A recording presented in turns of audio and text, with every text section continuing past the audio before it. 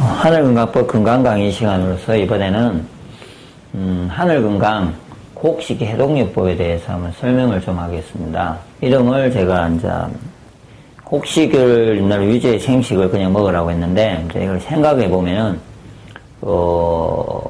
곡식 해독요법이라고 용어를 붙일 수가 있으면서 동시에 기운이 좋아지게 하는 부분으로서 가장 이상적인 방법인데, 이전에 기존의 해독은 어떠냐면요, 뭔가가 절식을 단식을 한다든지 해서 굶어가지고 빼낸다든지, 그러지 않으면 요즘은 효소제들, 그 다음에 어떤 음식을 먹어서 이렇게 빼내는 방법들을 해요. 많이 먹고 있기 때문에. 그래서 장도 해독하고, 그것이 어떻게 발효가 된 어떤 제품들이, 내용물들이 혈액으로 들어가서 어떤 성분들이, 그러면 혈액에 있는 것도 해독을 하고, 그 다음에 뭐 간 해독, 신장을 해독한다든지 이렇게 여러 가지 해독을 할 수 있는 제품 방법들이 나오는데, 그 해독을 할 때는 해독을 몸을 깨끗하게 하는 부분에 대해서는 여러 가지 다양한 방법이 있는데 단점이 있습니다. 그 해독요법의 단점은 그 해독을 하는 사이에 적게 먹다 보니까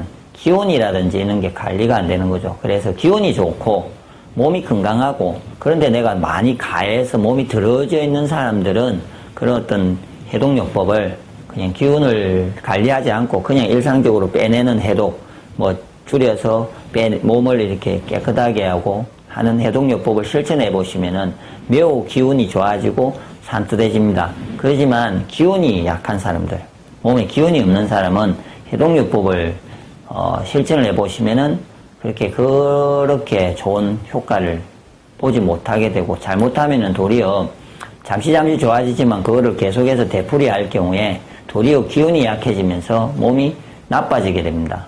그리고 도리어 이제 바로 하면서부터 이렇게 별로 안 좋아지는 사람도 발생합니다. 기운이 매우 약한 경우에요. 그래서 제가 해독요법에서 가장 특히 이제 우려하는 부분에서는 혈액을 해독한다. 혈액을 깨끗하게 한다. 혈액을요.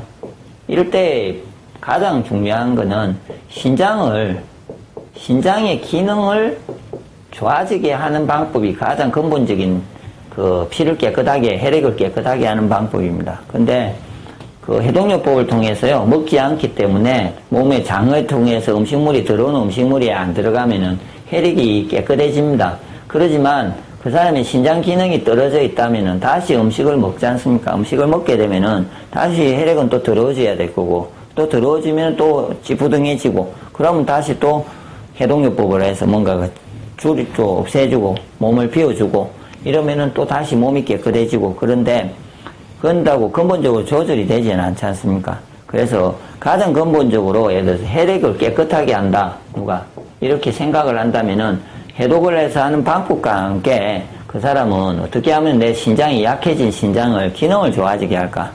신장의 기능을 좋아지게 하는 것이 저는 이제 제가 보는 관점에서는 가장 근본적인 치유에서는 혈액을 누가 깨끗하다, 콜레스테롤이 있다, 뭐 몸이 이제 예를 들어서 어디가 막혀가고 부종이 있고 뭐 통증이 생기고 몸이 탁해지고 피곤해지고 만성 피로가 있다, 이럴 경우에는 특히 신장 기능을 어떻게 하면 좋아질까에 대해서 초점을 맞추고, 그러면서 그걸 도움을 주기 위해서 단지 음식을, 곡식 해독요법에서는 음식을 조절하시지만 기본적으로 또 신장을 좋아지게, 이제 동양적으로 치면 짠맛의 음식을 이해를 해서 제가 그 사람에게 신장을 좋아지게 하는 음식들, 특히 검은 콩이라든지 그런 어떤 음식으로 신장의 기능을 좋아지게 만들어주면요, 굳이 음식 조절을 하지 않아도 일정하게 신장이 좋아지면은 항상 혈액은 일정한 항상성을 가지기 때문에 좋게 유지를 합니다. 그래서 혹시나 신장에 문제가 있어가지고 계속 해독을 하시는 분들은 단순하게 해독을 한다고 되는 게 아니고요, 깨끗하게 하면서 신장 기능을 좋아지게 하는 것을 같이 해야 됩니다. 예. 그런데 이런 기능을 같이 해야 되는데 해독만 하고 기운이 도리어 약해지면은 신장의 기운이 약해지면서 도리어 기능은 더 떨어진다고 보셔야 되는 거죠. 그래서 제가 생각하는 가장 이상적인 해독이라는 거는 몸을 깨끗하게 해독을 시켜서 관리를 하는 동시에 몸 전체 기운을 좋게 해서 자기가 약해진 장부, 간이면 간, 신장이면 신장, 비위면은 비위, 폐대장, 그 다음에 이렇게 모든 심장 소장들을 다 기능을 끌어올려주면은 해독이 끝나고 다시 그 정상적인 음식을 먹을 때 먹지 않습니까?